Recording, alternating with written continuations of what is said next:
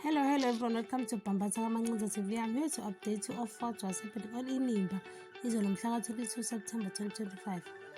Okay, sikhumbule uZoleka noLazarus bagcine bedonsana beyongena endlini. Namhlanje bavuka embhedeni owodwa and bajabule bakithi. Baze bathi ake bazame ukuze babone ukuthi lento yabo izobabekaphi. Hawu uZoleka atshela uLazarus ukuthi uyathanda ukumcabuza. Asho noLazarus ukuthi naye ngokunjalo, hawu baqhubeka lapho bagcine khona. UZoleka uyikhola utshela ummeli wakhe ukuthi kade efunelwe ummeli kaHlathi ukuthi ufuna ukuhlangana naye lapho nasemsebenzini kunemeeting. So kuyamphoqa ukuthi bahlangane emsebenzini ukuze uzokwazi uku-athenda wonke ama-meeting. Nangu noLazarus uyamdlalisa ngapha aqede uZoleka ukukhuluma nefoni abuze uLazarus ukuthi yini ayenzayo. Avele athi uLazarus musa ukwenze ngathi awuthandi kubeni uthanda. Bese bebambana kade kuzongena ubuqhawukazi. Watatazela uLazarus asho khona ukuthi thanks for ama-document lapha awaphethe.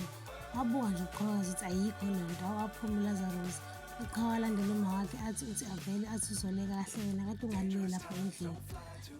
Babe sebehlala phansi semkhombisa iringi ayifake umawethu akhombise ukungajabuli uZoleka aze ambuze uqhawukazi ukuthi mama waye ungajabuli.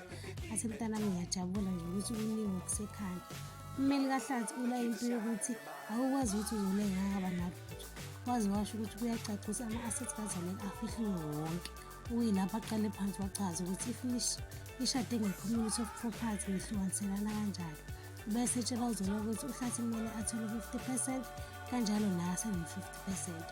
Wavele wathi ummeli kaZoleka wakhala ngokuthi iklayenti lakhe okuHlathi angeke iklayenti lakhe okuZoleka angeke lithole lutho kuHlathi.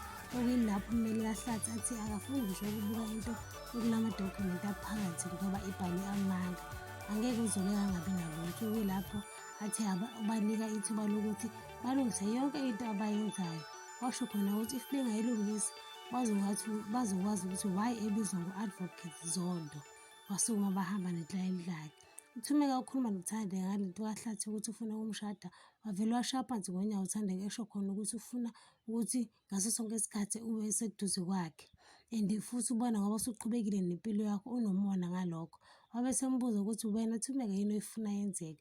Wathi into kade eyifisa ukuthi uHlathi amenze unkosikazi wakhe.